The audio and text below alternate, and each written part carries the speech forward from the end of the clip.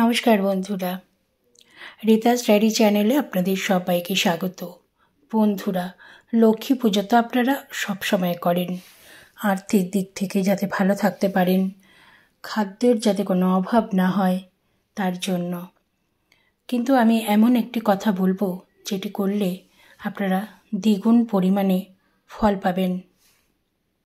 হ্যাঁ বন্ধুরা, শুক্রবার দিন করতে হবে কাজটি। শুক্রবার জপ করতে হবে এবং আপনারা যদি ঠিকঠাক জপ করতে পারেন তাহলে লক্ষ্মীর কৃপায় অর্থ সম্পদে ভরে উঠবে আপনাদের জীবন এবং আপনার সমস্ত মনোবাসনা, সমস্ত মনস্কামনা পূর্ণ করবেন মা লক্ষ্মী। শাস্ত্র মতে শুক্রবার দিনটি লক্ষ্মীকে উৎসর্গ করা হয়। এই দিনের অধিপতি দেবতা শুক্র। শাস্ত্রমতে এবং জ্যোতিষমতে শুক্রকে সুখ, সৌভাগ্য, বিলাসিতা, অর্থের কারক গ্রহ হিসাবে বিবেচনা করা হয়। আবার লক্ষ্মী ধনের অধিষ্ঠাত্রী দেবী। ব্যক্তি সুখী এবং সুন্দর জীবনযাপনে সাহায্য করেন শুক্র এবং লক্ষ্মী।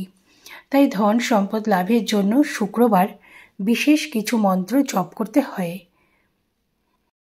লক্ষ্মীর বীজ মন্ত্র: ওম শ্রীং হ্রিং কমলে কমলালয়ে প্রসীদ প্রসীদ শ্রীং হ্রিং শ্রীং মহালক্ষ্মী নমঃ।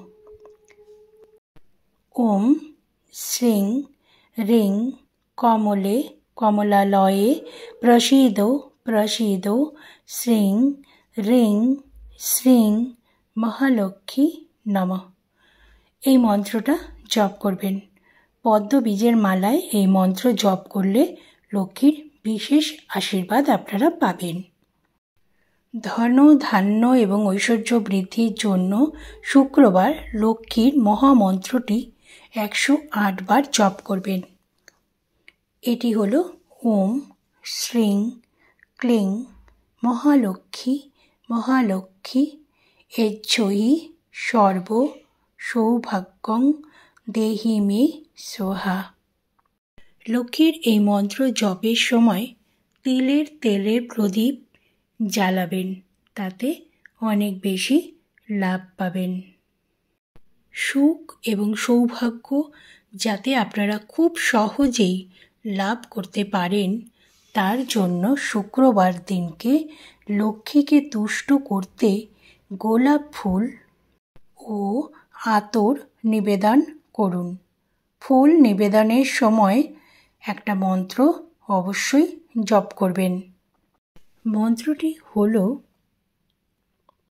ওম শ্রীং ক্লিং মহালক্ষ্মী মহালক্ষ্মী নমঃ।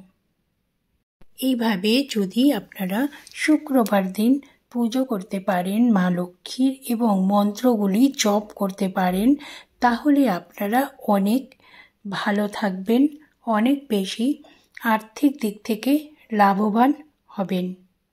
তবে জপটা করার চেষ্টা করবেন পদ্মবীজের মালাতে। আরেকটা কথা হচ্ছে যে আপনারা বৃহস্পতিবার দিন যারা লক্ষ্মী পুজো করেন তাদের জন্য বলছি, লক্ষ্মী পূজার দিন লক্ষ্মীর পাঁচালী পাঠ করা ছাড়াও 108 বার গায়ত্রী মন্ত্র জপ করতে হবে। লক্ষ্মী পুজোর দিন বাড়িতে দক্ষিণাবর্ত শঙ্খ স্থাপন করবেন, তাতে করে আপনারা খুবই শুভ ফল পাবেন। এই দিন দেবীর পায়ের সামনে 5টি কড়ি রেখে পুজো করুন এবং সেই কড়িগুলো একটা লাল কাপড়ে মুড়ে বা হলুদ কাপড়ে মুড়ে ক্যাশ বাক্সে রেখে দিন। এর ফলে সংসারে সমৃদ্ধি আসবে। মনে করা হয় লক্ষ্মীর পাঁচালী পাঠ করলে সকল রোগ ব্যাধি থেকে মুক্তি পাওয়া যায়। এছাড়া লক্ষ্মীর পাঁচালী পাঠ করলে কর্মক্ষেত্র ও ব্যবসায় উন্নতি ঘটে। বাড়ি থেকে রোগ ব্যাধি এবং যত রকম নেগেটিভ শক্তি আছে সব দূরে চলে যায়। লক্ষ্মীর পাঁচালী পাঠে ঋণের হাত থেকে মুক্তি পাওয়া যায় এবং যে বাড়িতে লক্ষ্মীর পাঁচালী পাঠ করা হয় মনে করা হয় সেখানে কোনো রকম অশুভ কোনো ঘটনা ঘটে না।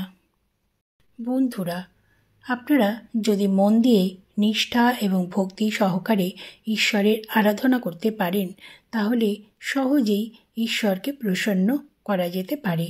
তবে সবথেকে গুরুত্বপূর্ণ বিষয় হলো যে সঠিক নিয়মে ভগবানকে ডাকা।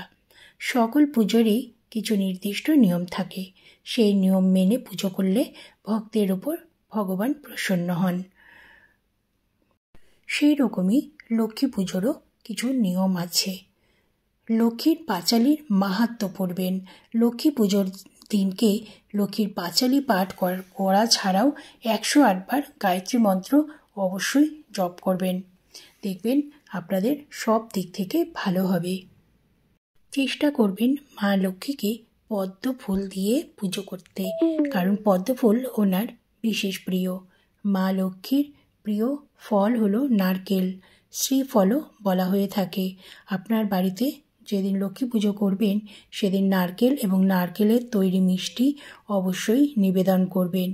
আর ক্ষীর বা সাদা রঙের মিষ্টি, এই জাতীয় খাবার মা লক্ষ্মী খুবই পছন্দ করেন। ভিডিওটি ভালো লাগলে অবশ্যই লাইক করবেন, শেয়ার করবেন আর একটা কমেন্ট করে দেবেন। সবাই ভালো থাকবেন, সুস্থ থাকবেন আর একটা কমেন্ট করবেন।